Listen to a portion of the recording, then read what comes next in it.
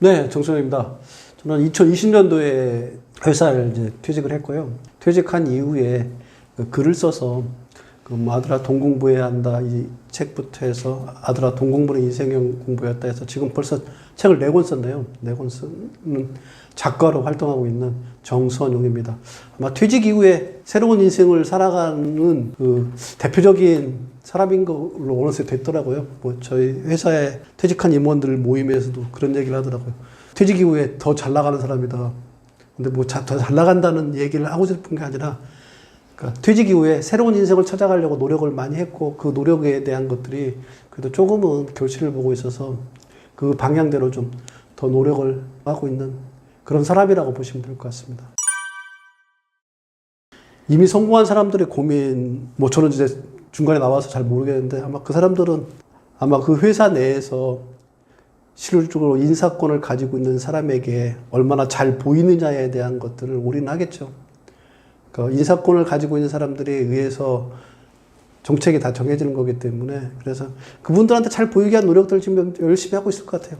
저 같은 경우에는 뭐 그분들의 요구하는 것들에 대한 것들을 제대로 수용을 못했기 때문에 중간에 나온 것 같고요. 그래서 막 지금도 뭐 열심히 비비고 계시든지 뭐 어떻든지 그 윗분과의 커뮤니케이션, 특히 인사권을 쥐고 있는 대표이사나 오너들하고의 커뮤니케이션에 노력을 해야 되는 게 임원의 숙명인 것 같아요.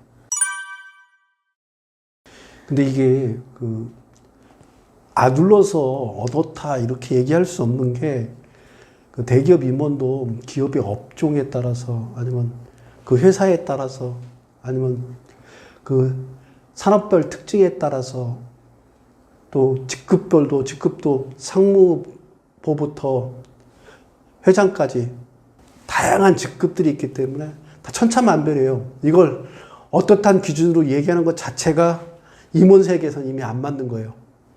보통 이제 상장사인 경우에 상장사에 등기 임원이 있고 비등기 임원, 등기 임원들은 이제 오너라든가 패밀리라고 보면 되고 비등기 임원으로 이렇게 오는 사람들은 아마 뭐 1억부터 많이 만나면 20억까지 해서 1억부터 20억까지 다양하게 연봉이 걸쳐져 있기 때문에 얼마다 뭐 어느 정도 복지를 가지고 있다 이런 것들은 큰 의미가 없는 것 같아요. 또 그렇게 되는 이유 중에 또 한 가지가 뭐냐면 그 연봉의 구성 요소인 기본급과 PI, PS가 있어요. 그러니까 PI는 프로핏 인센티브 해가지고 흔히 말하는 상여금 형태이고 PS는 프로핏 쉐어에서 그 당해 연도에 이익을 얼마나 냈느냐에 의해서 그 배분되는 그 돈이거든요. 뭐 삼성전자가 사실은 뭐 기본급과 PI가 높아서 연봉이 높은 게 아니에요. PS가 뭐 어떨 때는 뭐 2000% 뭐 이렇게 나오잖아요. 그런 것들에 의해서 천차만별이기 때문에 어느 정도 수준이다 이렇게 얘기하는 것들 자체는 이미 의미 없는 얘기인 것 같아요. 다만 1억 이상으로 해서 평균적으로 대부분 다 2억 이상은 다 받고 있을 거라는 게 대기업 임원이라고 보시면 될 것 같고요. 그 임원이 2억 이상 받는다는 것 정도만 알고 어느 정도 급여를 받고 있고 어느 정도 복지를 받고 있냐 이런 부분들은 천차만별이라 그런 것들은 큰 의미가 없는 것 같다는 생각이 듭니다. 그 임원으로 근무하고 있는 동안에 경제적인 어려움 없고 자기가 마음만 먹으면 돈 많이 먹을 수 있어요. 근데 이렇게 마음 먹은 대로 다 되는 게 아닌 게 인생인 것 같아요. 그러니까 돈을 많이 번다고 돈이 모아지는 게 아니잖아요. 또 임원은 사회적 자기 지위가 높다고 생각하고서 그 버는 만큼 쓰는 사람 주변에 많아요. 그러니까 돈을 모은 사람이 그렇게 많지가 않더라고요. 이상하더라고요. 많이 버는데 제 주변에 보면 많이 버는데 사실 많이 모은 사람은 그렇게 많지는 않아요. 그만큼 그 임원 있을 당시에는 경제적 어려움 없이 살아가니까 좋은데 임원이 해서 퇴직하고 나면 모은 돈이 없어서 좀 허덕이는 분들이 왕왕 있어요. 많이. 의외로 많아요. 제가 보기에는 의외로 돈을 제대로 모아가지고 자기 노후에 대한 것들이 정확하게 지켜진 사람들은 제가 보기 임원 중에도 한 10%? 이 정도 수준인 것 같아요. 그러니까 특별한 사고를 친 거예요. 특별한 사고라는 게 뭐냐면 팡팡 쓴 거고. 그러니까 돈이 보통 한 돈 1,000만 원 이상이 월급 통장에 꽂히잖아요. 돈 1,000만 원 월급 통장에 꽂히니까 뭐 다음 달도 꽂히겠지. 그러니까 뭐 돈 1,000만 원 쓰기 쉽지 않아요. 근데 펑펑펑 쓰는 거예요. 그러다 보면 돈이 모여진 게 없기 때문에 그 쓰던 습관도 그대로 남아있고 돈은 모여진 게 없고 그러다 보니까 퇴직하고 나면은 노후 생활을 하러 가는데 눈높이는 이만큼 높고 자기 현실은 가진 게 없고 이러다 보면은 이 안에서 그 욕망들에 의해서 짓눌려지죠. 그래서 임원 정도까지 올라가신 분들은 가장 먼저 퇴직 후에 해야 될 게 뭐냐면 그동안에 누려왔던 사회적 지위, 혜택 이것들을 갖다가 내려놓는 것부터 해야 돼요. 그거 못 내려놓게 되면 돈을 모아놨다 하더라도 노후 생활은 힘들어요.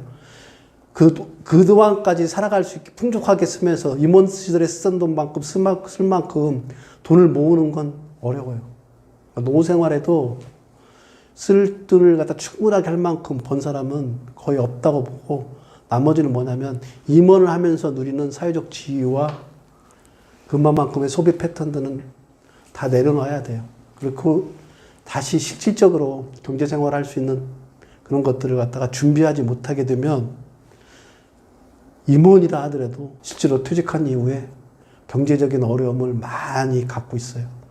그래서 그런 경제적 어려움을 없게 하려고 그러면 내려놓는 거, 그리고 돈을 벌고 있는 시절에 조금은 돈을 모아놓는 거, 이 부분들을 해야만이 그 퇴직 이후에 노후에 그 불행이 그쪽에서 싹트지 않는 것 같습니다. 저 같은 경우는 솔직히 없었어요. 저는 원래부터 이렇게 그 소비 이런 것들을 갖다 어렸을 때 저는 이제 가난하게 자랐기 때문에 그러니까 뭐 하나를 사고 하는 것들도 그러니까 지금 이 옷도 뭐 보통 한 4, 5년을 입고 이런 식으로 그 뭐 하나를 쓰는 것들을 갖다가 그 제품이 가지고 있는 수명에 닿을 때까지 쓰는 거는 어렸을 때부터 습관화된 것 같아요. 그래서 뭐 그 이후에도 그 우리 와이프가 오히려 저 데리고서 그때 뭐 과장이나 이럴 때 양복을 사라고 백화점을 데려가고 그러는데 전 백화점 가서 양복도 사지 않고 중저가형 양복 입고 할 만큼 그래서 뭐 지출에 대한 것들은 이미 통제권 내에 있었기 때문에 퇴직한 이후에도 큰 어려움이 없어요. 지금도 한 달 생활비 뭐 이런 얘기하면 좀 놀라실 텐데 100만 원 안 들어가는 것 같아요. 저 개인의 생활비가 100만 원 안 들어가는 것 같아요. 나머지 가족들까지 하면 한 400 정도 이렇게 들어가는데 그거는 와이프하고 내가 비용이 아니라 애들 때문에 애들이 이제 학생이기 때문에 대학생이기 때문에 그 애들한테 들어가는 비용 때문에 한 400만 원 정도 쓰고 나머지 와이프하고 나한테 들어가는 비용은 거의 안 쓰는 것 같아요. 이미 그래서 저는 퇴직 전에 다 내려놨기 때문에 지금은 내려놓고 생활하는 것들이 그렇게 편합니다. 그래서 뭐 예전에 제가 책 나오고 난 다음에 제가 지금 몰고 다니는 차가 이제 2004년도니까 한 20년 되네. 19년도는 스포티지. 그것도 거의 이제 30만 돼가는 스포티지를 타고 다닌다고 그러니까 욕하더라고요. 그 돈, 많은 돈 갖다 뭐 할 거냐고.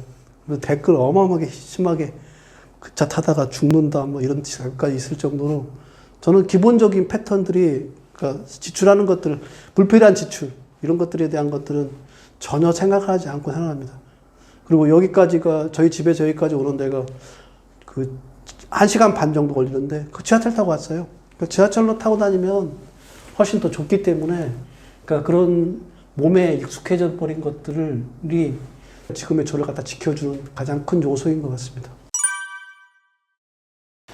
저는 이제 돈을 버는 행위 있잖아요. 내가 노동을 제공하면서 그동안 돈을 벌어왔던 이 근로소득이라는 소득과 그다음에 사업을 하면서 운영한 사업소득이라는 개념들, 그다음에 돈을 버는 자본소득이라는 이런 개념들에 대한 것들을 마지막에 좀 깨달은 것 같아요. 근데 지금도 아직도 회사에 다니고 있는 많은 사람들이 이 돈의 의미, 그러니까 돈을 가지고 돈을 버는 이 소득의 의미를 깨닫지 못하고 있는 사람들이 많은 것 같아요. 저는 그래서 그 아들아 돈 공부의 첫 문장이 25년 동안 열심히 일했는데 나는 아직도 힘든가? 그 이유는 내가 경제적 무지 때문이겠다. 그 경제적 무지가 뭐냐면 그러니까 돈의 의미들, 소득의 의미들 이런 부분들을 정확하게 깨닫지 못했던 것들을 퇴직하면서 그때 깨달았던 것 같아요.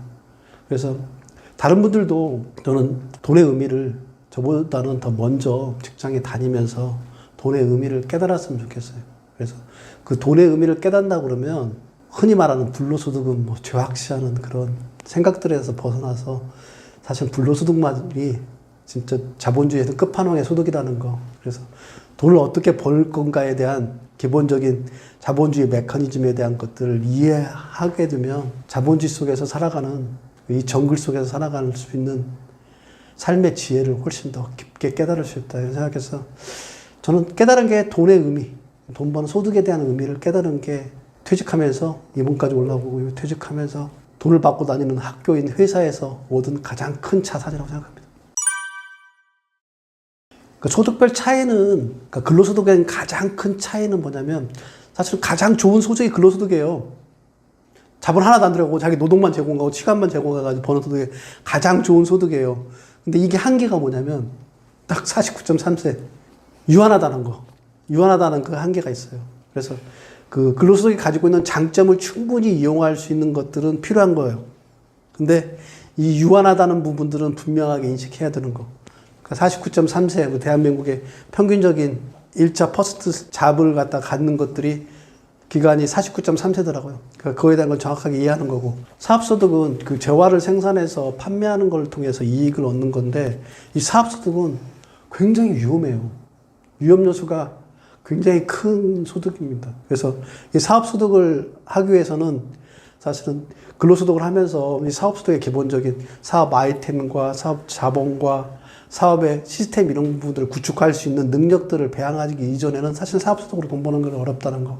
이런 부분들을 이해해야 되고요. 그리고 가장 어찌 보면은 안전하면서도 자본주의에서는 가장 끝판왕의 소득이 자본소득이에요. 그러니까 돈이 돈을 버는 소득. 근데 돈이 돈을 버는 소득은 한 가지 문제가 뭐냐면 돈의 크기가 커야 돼요. 자본의 크기 없이는 벌리지가 않아요. 그러니까 돈 중에 가장 큰 힘을 가는 돈이 뭐냐면 뭉칫돈이라고 그래서 돈이 뭉쳐져야 돼요. 이게 바로 자본소득을 만들어내는 가장 훌륭한 방식이거든요. 근데 뭉칫돈은 그냥 생기지가 않잖아요. 그냥 생기는 방식은 하나밖에 없어요. 아버지가 뭉칫돈을 갖다 주든지 아니면 신이 로또 당첨될 수 있는 번호 알려줘가지고 로또 당첨돼가지고 벌든지 그 이외에 나머지 부분들은 자기가 노동을 하든 사업을 하든 해서 자본소득까지 올라갈 수밖에 없는 거예요. 자본소득을 벌 수 있는 그 크기만큼. 그러니까 이런 차이점들을 갖다가 극명하게 저는 이 소득의 종류를 통해서 깨달은 거죠. 그런 것들을 깨닫고 있느냐 못한 것이냐 이 차이점이 아마 이 퇴직 이후에 자본주의를 살아가는데 큰 힘의 차이가 된 것 같아요. 저는 그 부분을 깨달았고 그 깨달았기 이전에 이제 근로소득 중에서 벌었던 월급이나 이런 부분들을 제 와이프가 재테크를 통해 가지고 자본소득에 올릴 수 있는 만큼 극대화 시켰기 때문에 그래서 지금은 조금은 여유가 있게 살아갈 수 있는 것들은 그런 것들 덕분이라고 생각합니다. 전화에서 가장 어려운 부분은 시간인 것 같아요. 그러니까 근로소득이든지 사업소득이든지 그러니까 타이밍이 아니라 시간을 쌓아서 최소한 저도 그러니까 1997년도 제가 결혼할 때 2,500만 원 그것도 빚이 포함된 2,500만 원 가지고 저 고덕동에서 반지하로 시작해서 제가 2020년도 퇴직할 때 50억이라는 자산을 가졌으니까 그 기간 동안에 얼마예요? 25년이잖아요. 그러니까 25년이라는 시간을 쌓아왔기 때문에 그 25년의 시간에 의해서 이 자본이 만들어진 거거든요. 그래서 모든 자본은 저는 이렇게 얘기해요. 긴 호흡이 필요해요. 짧은 호흡으로 모든 걸 하려고 하다 보면은 거기에서 다 실수가 발생돼서 전환이 이루어지지 못하는 것 같아요. 그래서 최소한 10년, 20년, 25년의 긴 호흡으로 자본소득을 만들겠다는 그런 생각을 가지고서 움직여야 된다. 그게 가장 생각의 전환을 바꿔야 될 부분이라고 생각합니다. 그러니까 마약이라는 것들이 뭐냐면 그 가장 큰 병폐는 뭐냐면 의존성이잖아요. 마약 이외에 나머지 것들이 다 재미가 없는 거예요. 마약만 하나 딱 맞고 나면 그냥 좋아서 막 세상이 다 편안해 보이니까 거기에 빠져가는 거잖아요. 이 월급도 그래요. 다달에 한 번씩 이렇게 월급 주사라고 그러더라고요. 월급 마약 주사. 이거 맞고 나면 힘들었던 것도 다 잊어버리고, 그러니까 거기에 그냥 빠져가지고 계속 의존하게 되고 그런 상황들이 벌어지게 돼요. 근데 이 마약 주사를 계속 맞아가면 좋은데 이 마약 주사를 못 맞는 순간이 오잖아요. 그러면 어떻게 돼요? 마약 주사는 없는데 마약을 계속 의존하게 되면 월급에 계속 의존하게 되는 생각들이 고쳐져서 그 의존성에서 벗어날 수가 없잖아요. 그래서 저는 그 마약처럼 가장 큰 병폐인 의존성을 벗어날 수 있는 게 경제적 자기 주도적인 뭔가를 가지고 있어야만이 월급에서 벗어날 수 있거든요. 그래서 그 의존성이 월급의 의존성이 깊어지지 않을 수 있도록 경제적 자립성, 독립성을 가져갈 수 있는 자기만의 틀들을 가지고서 하면은 월급은 마약이 아니라 내 몸에 좋은, 가장 좋은 보약이 될 수 있다고 저는 생각합니다. 근데 월급이 마약인 사람들이 의외로 많더라고요. 저 같은 경우는 월급이 진짜 보약이었어요. 저의 지금을 갖다가 이렇게 그래도 경제적으로 건강하게 만들어주는데 가장 힘이 되었던 약은 뭐냐면 월급이었어요. 그래서 저는 월급을 보약이었고요. 이 보약도 한 20년 정도 맞다 보니까 지금처럼 건강인 것처럼 하는데 월급을 마약처럼 의존해가지고 그 월급 이외에 다른 것 대안이 없이 계속 마약을 투여한다 그러면 나중에 그 마약이 없어지는 순간에 삶은 지옥이 됩니다. 그래서 그 월급은 마약이 될 수도 있고 보약이 될 수 있는데 여러분들은 마약이 아니라 보약이 될 수 있도록 여러분의 경제적 주도권을 가져갔으면 좋겠습니다. 그러니까 월급이라는 것들 갖다가 보약으로 만드는 가장 큰 힘은 직장인이 가지고 있는 세 가지 장점을 잘 활용하는 거에 있어요.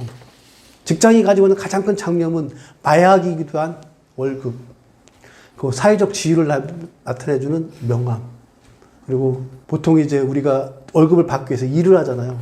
일이라는 건 뭐냐면 사회적 모든 정보, 이걸 갖다 제공해 주는 거거든요. 그래서 월급, 명함, 일, 이 세 가지가 직장인들이 마약을 보약으로 바꿀 수 있는 가장 힘으로 작동을 합니다. 그래서 월급을 얼마나 잘 활용하느냐, 명함을 얼마나 잘 활용하느냐, 일을 얼마나 잘 활용하느냐, 이 활용 방법에 의해서 여러분들은 마약이 보약으로 바뀔 수가 있습니다. 그래서 첫째 부분은 월급을, 마약 같은 월급을 보약으로 바꿀 수 있느냐, 이 부분은 월급에 대한 생각을 좀 바꾸셔야 돼요. 그러니까 이 돈에 대한 생각을 바꾸는 것과 인맥을 상통하는데, 돈이라는 건 가장 큰 힘을 가질 때는 언제 큰 힘을 가지냐면 뭉쳐있을 때 가장 큰 힘을 가져요. 그 뭉쳐있는 힘이 얼마나 힘을 강하냐면 이 비유를 하면 아마 여러분들 정확하게 이해할 거예요. 1억의 힘과 100억의 힘과 1000억의 힘을 비교하면 10배, 10배, 10배가 아니라 저는 1000배, 만배인 것 같아요. 1억의 힘과 1000억의 힘은 만배, 억배까지 될 거예요. 그걸 자본주의를 살아보면 알아요. 그만큼 돈은 뭉쳐있을 때 강한 힘을 발휘해요. 근데 이렇게 뭉쳐있는 돈을 만들기 위해서 가장 훌륭하게 뭉치게 만든 접착제의 돈이 뭐냐면 월급이라는 고정전 돈이에요. 다달이 돈이 나온다는 것들은 뭉쳐있는 돈 이외에 가장 큰 힘을 작동하거든요. 그래서 이 월급이 고정돼서 나오는 돈을 갖다가 접착제로 활용할 수 있도록 지출을 줄이고 저축을 해서 접착제로 계속 붙여가는 역할들을 해야 되는 겁니다. 이렇게 해서 자본화 시켜야지 마약이 보약이 되는 겁니다. 그래서 월급을 쓰고 남겨서 저축을 해서 접착제로 만들어라. 이게 보약을 만든 첫 번째 부분이고, 두 번째 부분은 명함이 기본적으로는 사회적 지위에 가서 명함을 딱 내밀고 어깨 딱 피는 걸로 활용하는데, 그게 아니라 명함은 사회적 지위뿐만 아니라 사회적 신용이에요. 명함을 이용해서 은행에 대출 받을 수 있어요. 은행에 대출해 주는 건 담보가 있거나 아니면 신용이라는 거 이외에는 대출해 주잖아요. 근데 이 신용이라는 건 명함에서 나오는 거예요. 그래서 명함을 이용한 대출을 받아서 두 번째 접착제 역할을 할 수 있게 해줘야 됩니다. 대출을 받아서. 이 대출을 받을 때는 고정소득이 있을 때 대출을 받는 것하고 고정소득이 없을 때 대출 받는 것하고는 차이가 있어요. 왜냐하면 이자를 감당할 수 있는 고정소득이 있기 때문에. 그래서 명함을 가지고서 두 번째 사회적 접착제 역할을 하고요. 세 번째, 일이라는 걸 통해서 뭘 할 수 있냐면, 일이라는 걸 통해서 사회적 메커니즘을 가장 잘 배울 수 있는 겁니다. 그러니까 일에는 정보가 들어있어요. 그러니까 저 같은 경우에는 식품을 구매를 하는 역할을 했는데 식품을 구매하다 보니까 식품에 대한 흐름들을 이해하게 되니까 경제가 어떻게 흘러가는지에 대한 것들을 훨씬 더 쉽게 이해할 수 있었습니다. 이런 것처럼 일을 열심히 하다 보면 거기에 왔는 정보들을 통해 가지고 자기가 가지고 있는 자본들을 갖다가 어떻게 더 극대화시킬 건가에 대한 정보를 얻을 수가 있습니다. 이 정보 또한 접착체가 돼요. 그러니까 월급, 명함, 일을 통한 정보, 이 세 가지 접착체를 갖다가 착착착 붙여가면 그것도 월급에다가 착착착 붙여가면은 이것들이 마약이 아니라 보약으로 싹 바뀝니다. 그게 한 20년 정도 하게 되면 아마 내 몸을 갖다가 죽을 때까지 지켜주는 보약으로서 작동할 수 있을 거라고 생각합니다. 전 그 방식으로 직장인들이 한다 그러면 누구나 다 마약을 보약으로 바꿀 수 있다고 생각합니다. 그러니까 직장인들이 가장 돈을 모으지 못하는 가장 큰 이유는 저는 이 얘기를 통해서 얘기해드리고 싶어요. 아마 메멘토몰이라고 여러분들은 아마 아실 거예요. 그 뭐냐면 메멘토가 뭐냐면 기억하라. 몰이가 죽음이에요. 죽음을 기억하라. 이게 뭐냐면 중실세 때 중세 수도승들끼리 서로가 아침에 만나면 인사할 때 메멘토몰이라고 얘기했다고 하더라고요. 죽음을 기억하라. 이 얘기는 뭐냐면 죽음을 기억함을 통해 가지고 살아있는 동안에 자기 삶을 갖다 열심히 살아갈 수 있게 그렇게 마음의 자세를 가지라는 의미거든요.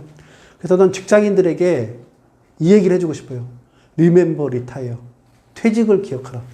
여러분들은 평생을 직장을 다닐 수가 없어요. 퇴직을 해요.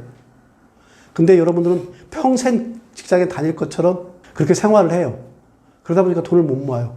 한 달에 월급이 남아있는 걸 갖다 그대로 다 쓰면 다음 달에 월급이 나온다고 생각하는데 아니에요. 퇴직하는 시간이 와요. 직장인 지금 뭐 40대 후반이시라면 49.3세가 대부분의 퇴직 연령이기 때문에 여러분들은 5년 내에 퇴직이라는 그 시간이 다가옵니다. 그럼 그 이후에는 월급이 없어져요. 이걸 알고 있다 그러면 직장에 다니고 있는 동안에 월급을 자본으로 바꾸기 위한 노력들을 난 충분히 할 거라고 생각해요. 근데 메멘토 모리처럼 죽음을 기억하지 못하는 것처럼 영원히 살 것처럼 직장 생활에도 영원히 직장인으로 살 것처럼 그렇게 하다 보니까 돈을 못 모은 것 같아요. 근데 저 같은 경우에는 저보다는 저는 직장일만 열심히 하고 와이프가 언젠가는 자기는 회사를 그만두게 될 시간이 다가오기 때문에 그 전까지 나는 자기가 벌어다 줄 월급을 가지고서 자본으로 모으겠다. 이런 말을 와이프가 저한테 했고요. 그런 거를 지켜줬기 때문에 돈을 모았던 거고요. 근데 지금 젊은 분들 경우에는 사실은 오랫동안 직장 생활을 하고 싶고 다른 소득의 파이프라인을 만들 수 있을 거란 자신감을 가지고서 지금 벌고 있는 걸 그냥 다 써버리는 것들 때문에 돈을 모으지 못하는 것 같아요.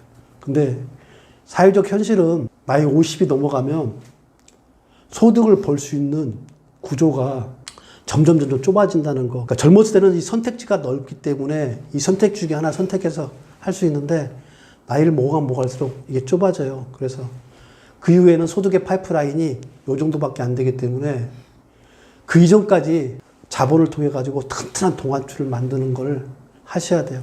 그래서 그런 생각을 가진 사람만이 돈을 모으고 그런 생각을 가지지 못하고 뭐 그때 가서 그때 하겠지 이런 생각을 가지면서 평생 직장처럼 살아가는 분들이 대부분 다 돈을 모으지 못하는 것 같습니다. 그 생각부터 좀 바꿨으면 좋겠습니다. 직장 다니는 동안에는 다 좋죠. 근데 문제는 아까 얘기했듯이 퇴직하고 나면 이제 문제인 거죠. 직장에 다니고 있는 동안에는 그러니까 제가 가장 좋은 소득이 근로소득이에요. 그러니까 다분도 안 들어가죠. 자기 시장과 노동만 들어가죠. 위험요소가 없는 소득이잖아요. 그러니까 약간 좀 월급에 욕값이 포함되어서 욕만 좀 듣고 자기 시간을 갖다 구속받고 거기다 열심히 하게 되면 받을 수 있기 때문에 그걸 통해서 얻는 게 뭐냐면 그 당시의 경제적 자유잖아요. 그러니까 직장에서 돈을 벌어다 주면 와이프가 뭐 좋은 데 쇼핑할 수 있고 와이프가 브런치라도 맛있는 거 먹을 수 있고 애들이 학교 다니는 거 학교 사교육이라도 시킬 수 있고 이게 경제적 자유잖아요. 그러니까 이런 것들을 다 직장 다니는 동안에 누릴 수 있단 말이에요. 근데 문제는 뭐냐면 그 이후에 대한 문제니까. 그러니까 그 이전까지는 사실은 그렇게 열심히 일하면서 그런 자유를 누리는 것들을 충분히 할 수 있다는 거 그것만큼은 부정할 수 없는 부분이죠. 그러니까 부자가 되는 마인드는 첫째는 경제관념이 있는 사람이 부자가 돼요. 그러니까 경제관념이라고 하면은 요즘 이제 그런 사람들도 가끔 보는데 돈과 화폐 차이도 모르는 사람이 있더라고요. 아마 이 유튜브를 듣고 계신 분 중에도 돈과 화폐 차이 뭐지 하고 고개 갸우뚱하시는 분들이 굉장히 많은데, 돈과 화폐 차이는 뭐냐면요. 그러니까 돈은 금처럼 한정된 가치를 가지고 있는 걸로 보시면 되는데, 화폐는 뭐냐면요. 한정된 가치가 아니라 찍어가지고 더 확장할 수 있는 가치예요. 그러니까 코헤런시라고 해서 통화량을 보통은 화폐 개념하고 동일시하거든요. 그래서 나는 가만히 있는데, 나는 100원을 가지고 1000원을 가지고 가만히 있는데도 한국은행에서 이 연준에서 화폐를 더 찍어내버리면 1000원의 가치, 10,000원의 가치, 100원의 가치가 거기가 돼서 줄어들어 보여요. 이게 화폐예요. 근데 돈은 금은 이런 수를 가지고 있으면 절대로 가치가 줄어들지가 않아요. 그래서 돈과 화폐의 차이를 정확하게 알아야지 돈을 가지고 있어야 될 때와 화폐를 가져가지고 있어야 될 때를 갖다가 정확하게 경제적 시기에서 구별할 수 있단 말이에요. 그래서 돈과 화폐에 대한 차이를 정확하게 이해하는 것부터 사실은 경제관념이 시작됩니다. 두 번째 부분은 이것도 잘 모르더라고요. 재화와 자산의 차이를 모르더라고요. 심지어는 핸드폰을 자산이라고 생각하는 사람도 있더라고요. 핸드폰은 재화예요. 재화라는 건 뭐냐면 쓰고 남아서 버려지는, 우리가 말하면 구스라고 그래서 물건을 말하는 거거든요.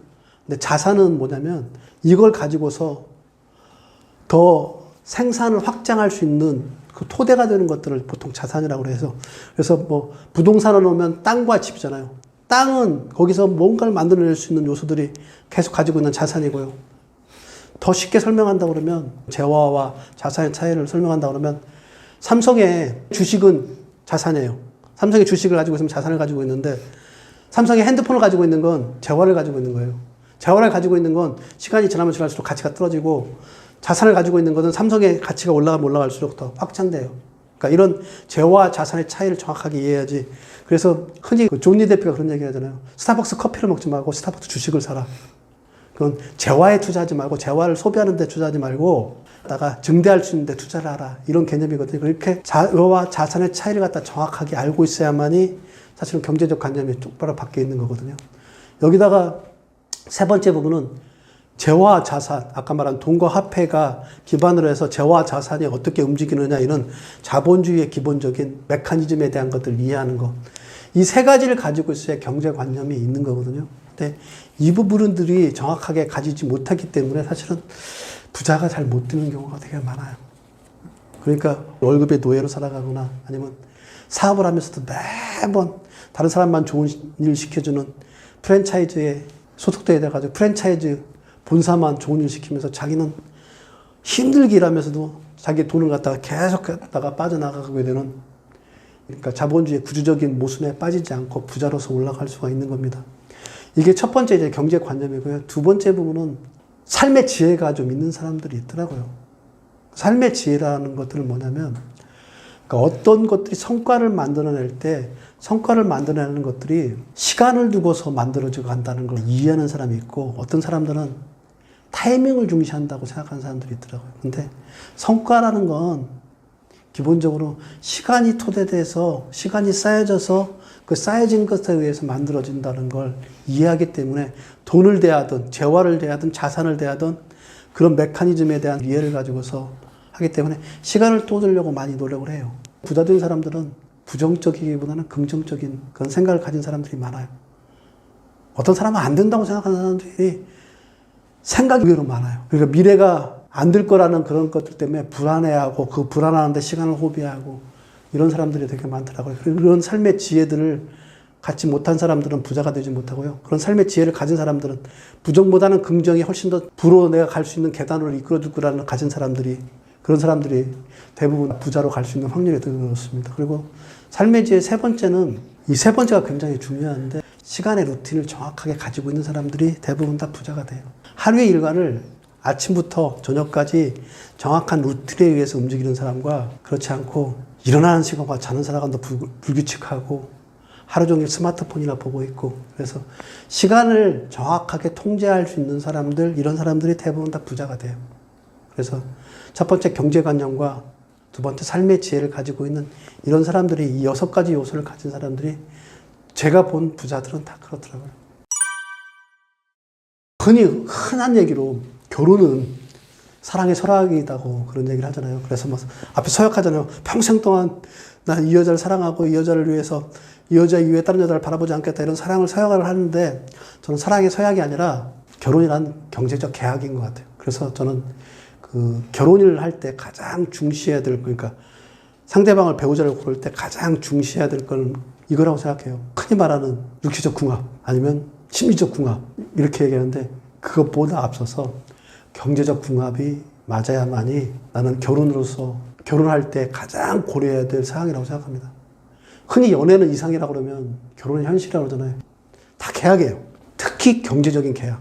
그러니까 나중에 가서 이혼 전문 변호사한테 한번 물어보시면 어떤 부분 때문에 이혼하느냐. 물론 배우자의 뭐 불륜 이런 것들도 많은데 그 불륜까지 가는데 가장 결정적인 역할을 했던 것들이 뭐냐면 경제적인 관념 차이에 의해서 이미 몸과 마음이 멀어졌기 때문에 거기까지 가는 거고 가장 그 시발점이 토대는 뭐냐면 경제적인 그 틈새 때문에 벌어지는 것들이 많기 때문에 경제적인 궁합을 가장 전 중시해야 된다고 생각해요. 아마 집에서 대부분 다 싸울 때 보면 그 시발점이 다 돈에서 시작됐을 거라고 저는 생각해요. 돈이라도 잘 벌어보든지 그 말 속에 있는 바탕은 뭐냐면 돈에 의해서 경제적인 그 가치관의 차이에 의해서 결혼의 기본적인 질서가 유지된다는 걸 생각을 가진다고 그러면 배우자를 고를 때 경제적 궁합에 대한 것들을 가장 잘 봐야 된다고 저는 생각합니다. 경제적인 궁합에서 가장 큰 차이는 뭐냐면요. 돈이라는 게 이제 지출이 있고 소비가 있고 저축이 있고 투자가 있고 대출이 있고 이렇게 돈을 대하는 관점들의 그 계단이 여러 가지 갖고 있는데 그 중에서 가장 크게 차이 나는 데가 어디서 나냐면요. 소비에서 보통 지출에서 차이가 나요. 그러니까 지출하는 걸 어떻게 지출하는 걸 보면은 그 사람의 경제적 궁합을 갖다가 볼 수 있어요. 소득 받는 방식은 이미 정해져 있는 거예요. 그러니까 사회적인 어떤 것들에 의해서 정해져 있고 투자하는 방식도 쉽게 바꿀 수 있어요. 저축하는 방식도 쉽게 바꿀 수 있어요. 근데 한 가지는 절대로 안 바뀌어요. 지출하는 방식은. 그러니까 명품 소비를 하는 사람은 명품 소비를 할 수밖에 없어요. 다른 사람한테 보여주기 위한 플렉스를 하는 사람들은 그 소비 패턴을 절대로 못 바꿔요. 그러니까 사람은 절대로 안 바뀌는 것 중에 그 돈의 관점에서 놓고 보면 지출의 관점은 절대로 안 바뀌어요. 투자나 저축이나 소득은 바뀔 수 있어요. 대출도 바뀔 수가 있어요. 근데 지출은 절대로 안 바뀌어요. 자본주의 그 DNA처럼 박혀 있어가지고 그래서 그런 부분들을 정확하게 자기하고 일치하느냐 이 부분들을 보는 게 가장 더 중요하다고 생각해요. 와이프하고 저하고는 쓰는 거에 대해서는 정확하게 일치해요. 그러니까 투자하고 저축하고 대출하는 것들은 와이프하고 저하고 관념 차이가 많이 있어요. 티격삭 싸워요. 근데 그게 대세에 영향을 안 미쳐요. 왜냐하면 지출의 DNA는 똑같기 때문에. 그래서 배우자를 고를 때는 다른 것들 다 보는 것보다 소비, 지출하는 그런 패턴들을 갖다가 어떻게 가지고 있는 DNA를 가지고 있는가 이 부분들을 보는 것이 가장 중요합니다. 그러니까 돈은 그러니까 우리 흔히 이제 지금도 제가 얘기한 건 말을 하는 거잖아요. 말과 글을 통해 가지고 소통을 하잖아요. 그 돈이라는 건 뭐냐면 경제적 소통하는 도구예요. 그래서 저는 돈은 경제적 원어다 이런 말을 해요. 그걸 갖다 이제 경제적 용어로 하면은 재화의 매개 수단. 그러니까 재화를 갖다가 서로 간에 나누는 내가 만약에 뭐 이렇게 스마트폰이 필요한 거, 그 스마트폰을 생산한 사람과 이걸 갖다가 서로 경제적 재화를 갖다가 매개할 때 돈이라는 그 통로를 통해 가지고 매개하는데 그래서 저는 돈은 경제적 언어다 이렇게 얘기하고요. 첫 번째 부분이 경제적 언어다이고 두 번째 부분은 저는 돈은 경제적 저울인 것 같아요. 그러니까 돈을 통해서 모든 사물의 가치를 판단하는 것 같아요. 심지어 사람마저도 아까 뭐 그런 얘기 했잖아요. 연봉이 2억이냐 3억이냐 10억이냐 이게 뭐예요?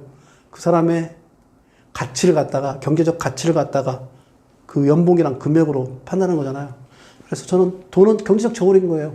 이 사람은 2억, 이 사람은 10억 이걸 그리고 이 물건은 10만 원, 이 물건은 100만 원 이런 것처럼 그러니까 이걸 갖다 경제적 용어로 표현한다면 재화와 자산의 가치 척도를 매길 수 있는 기준이 된다. 이걸 갖다 돈을 통해서 한다 이렇게 생각합니다. 그래서 돈은 경제적 저울이다 얘기할 수 있고요. 또 한 가지는 은행에다가 돈을 갖다가 저축해 놓으면 내가 뭔가를 할 수 있는 가치가 쌓여져 있는 거잖아요. 그래서 저는 돈은 경제적 창고다. 그러니까 뭔가 귀중한 물건들을 갖다가 놓고 있는 창고다 이런 생각을 합니다. 그래서 이 창고에다가 놓고 있으면 나중에 내가 뭔가를 하고 싶을 때 그걸 창고에서 꺼내다가 쓰면 되는 거잖아요. 가치를 창고에 저장하는 기능. 그래서 가치의 저장 수단이다. 보통 돈을 갖다 이렇게 경제적 용어로 해서 표현하는데 이러한 세 가지 특징이 돈의 본질인 것 같아요. 돈은 경제적 언어이고 경제적 저울이고 경제적 창고이다. 이 개념만 머릿속에 정확하게 가지고 있다 그러면 돈의 본질을 정확하게 저는 이해하고 있는 거라고 생각합니다. 저는 이제 젊은 친구들한테 경제관념이 이제 부족하다는 얘기를 하면서 이 예를 많이 들어요. 그러니까 되게 쉬운 예예요. 돈이라는 이 아까 말하던 경제적 언어이고 경제적 저울이고 경제적 창고니 돈이 나한테 들어오는 걸 소득이라는 수단으로 해서 소득이라는 통로를 통해서 들어오고 내가 이걸 갖다가 뭔 물건을 사기 위해서 하면 지출이라는 통로로 돼서 빠져나가고 또 이렇게 빠져나가고 남는 것들을 갖다가 저축이라는 통로로 해서 돈을 갖다 쌓아가고 또 이걸 갖다가 더 쌓은 돈을 갖다 더 크게 만들기 위해서 다른 사람들한테 돈을 빌리게 되는 대출이라는 통로를 이용하게 되고 그 위에 이제 나머지를 갖다가 돈을 굴리게 되는 투자라는 통로를 갖다 이렇게 5계단을 갖다가 차분하게 계속 사이클처럼 나하고 돈하고 관계에 있을 때 계속 사이클로 돌아가고 있는데 이런 거에 대한 이해가 젊은 친구들이 의외로 없더라고요. 소득에는 어떤 특징을 가지고 있고 지출에는 어떤 특징을 가지고 있고 저축에는 어떤 특징을 가지고 있고 대출에는 어떤 특징을 가지고 투자에는 어떤 특징을 가지고 있다. 이런 경제적 관념들을 가지고 있다 그러면 개인적인 재테크는 충분히 할 수 있다고 생각하거든요. 소득의 기간 동안에 만약에 근로소득을 벌고 있는 기간 동안에 이 기간이 뭐 10년, 20년, 25년이라고 그러면 그 기간 동안에 내가 얼마의 소득을 갖다가 벌을 거고 그 소득을 갖다가 내가 얼마의 지출을 할 거고 그럼 지출의 통로는 어떻게 나가고 그 나머지의 걸 어떻게 쌓아가지고 저축을 할 거고 그 쌓은 저축에다가 어떤 통로를 통해서 대출을 남의 돈을 빌려다가 그걸 극대화된 뭉칫돈을 만들어서 투자를 해서 나의 돈을 갖다가 극대화시킬 건가. 이런 기본적인 개념만 가지고 있다면 저는 지금 20살, 30살 이런 젊은 친구들이 충분히 40대, 50대 됐을 때 부자로 될 수 있으라고 생각하는데 그런 개념들이 좀 부족한 부분, 이런 부분들이 되게 안타까워요. 저희 아들들한테 그래서 그런 부분들을 다 얘기해 주고 싶어서 아들아 돈 공부해야 된다. 아들아 부동산 공부해야 된다. 아들아 돈 공부는 인생 공부였다. 이런 아들아 시리즈 책을 만들었던 이유 중에 그게 가장 컸습니다. 이런 얘기하면 저를 막 꼰대라고도 얘기할 수 있는데 이 불평등한 세상에서 아무것도 못할 청년이 해야 될 것들이 저는 3가지라고 생각합니다. 첫째, 아침에 일찍 일어나는 것부터 해야 돼요. 전 젊은 친구들한테 가장 큰 불만사항 중에 하나가 아침에 일찍 일어나지 않는 것들. 저녁에 많은 일을 할 거라 생각하지만 전 아침에 일찍 일어나는 것들을 해서 하루의 기본적인 설계 시작하는 것부터 해야 될 것 같아요. 세상이 아무리 불평등해도 아침에 일찍 일어나서 내가 뭘 할 것인가에 대한 것들을 생각한다 그러면 거기에 해야 될 것들은 무수하게 머릿속으로 떠올 겁니다. 그러니까 아침에 일어나는 이런 작은 것들이 가장 위대한 거예요. 그래서 아침에 일찍 일어나는 것부터 첫 번째 해주십시오. 이 불평등한 세상에서 아무것도 가진 게 없더라도 아침에 일찍 일어나는 거 할 수 있잖아요. 하세요. 그것부터. 그래서 아침에 일찍 일어나는 것부터 하시고요. 두 번째 부분은 당장에 큰 돈이 아니더라도 작은 소득이라도 일단 벌어보세요. 일확천금 노리고서 머릿속으로만 생각하고서 나는 아버지가 갓난해서 나한테 이런 기회가 안 주어졌어. 못해 이런 생각하지 말고 당장에 작은 돈이라도 벌 생각하세요. 하다못해 햄버거 가게에서 아르바이트 주인처럼 하면 거기서 돈을 벌어갈 수 있는 그런 푼돈들이 모이고 있는 것들을 분명히 경험하게 된 겁니다. 그래서 당장에 작은 소득이라도 버는 거 두 번째로 하세요. 아침 일찍 일어나서 두 번째 당장에 작은 소득을 버는 것들 그걸 하세요. 그리고 그렇게 해서 번 돈 1,000원이라도 하루에 1,000원이라도 한번 저축해 보세요. 하루에 1,000원이라도 저축해가지고 계속 쌓아가다 보면 10년, 20년 가다 보면 이 푼돈이 차근차근 쌓여서 큰 돈이 돼가요.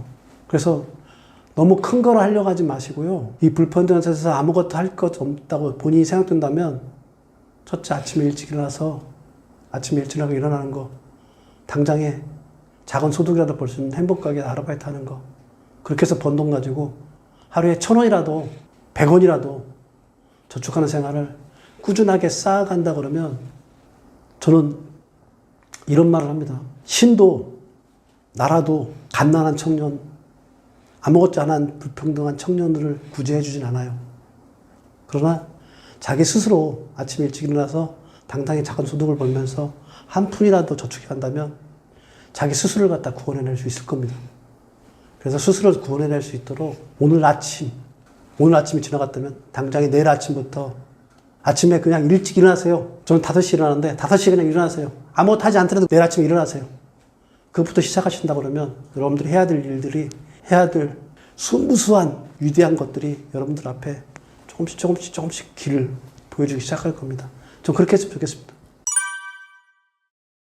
그러니까 저도 이제 이렇게 살아오다 보니까 54년, 55년을 살아왔는데 세상에 진짜 별거 없더라고요. 진짜로 별거 없더라고요. 그러니까 하루에 아침에 눈을 떠서 하루를 시작하고 하루를 살아가는 거 이외에 특별한 즐거움도, 특별한 불행도 없이 별거 없는 것 일들이 계속 반복되어 오는 것 같아요. 근데 거기에 반전이 있습니다. 그 별거 없는 일들을 꾸준하게 하다 보면 어느 순간에 별처럼 빛나는 일들이 찾아오는 것 같아요. 그러니까 내가 내 삶의 주인공이 되는 시점이 오는 것 같아요. 제가 그렇다는 얘기 아니라 제 주변에 저보다 먼저 살아가던 선배님들 이렇게 보니까 그분들 작은 것들을 꾸준하게 해왔던 분들은 진짜 지금 보면 별처럼 빛나고 있습니다. 그래서 여러분들 주변에 지금 자기가 쓸모없고 보잘것없고 하루 일과가 이따위냐 하는 분들, 그런 이따위인 자그마한 일들을 꾸준하게 하셔서 10년 후에 20년 후에 별처럼 빛나시기를 바랍니다. 고맙습니다.